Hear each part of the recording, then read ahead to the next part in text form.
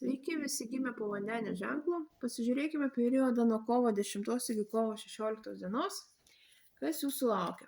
Kokios savaitės perspektyvos? Ko vengti? Ir patarimas jums. Šią savaitę panašu, kad daug mokysitės, ieškosite žinių, tokių gilių žinių, išminties. Raskit laiko pabūti su savim kažkur tai tyloj, paanalizuoti situaciją, tikrai pagalvoti, ko jūs norit, kur einat, kodėl einat ir kas iš jūsų dabartinės situacijos ar iš jūsų atliekamų veiksmų, kur tai nuves. Ko vengti?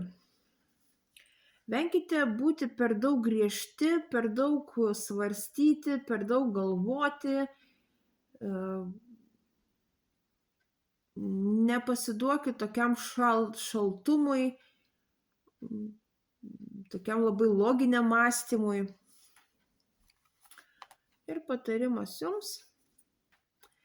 Tiesiog dirbkit savo mylimą darbą, šlifuokit savo įgūdžius, ieškokit informacijos, ieškokite, kur galit praktiškai pritaikyti surinktą informaciją ir savo žinias. Tiesiog tobulėkit. Ir toks ramus tobulėjimo laikas.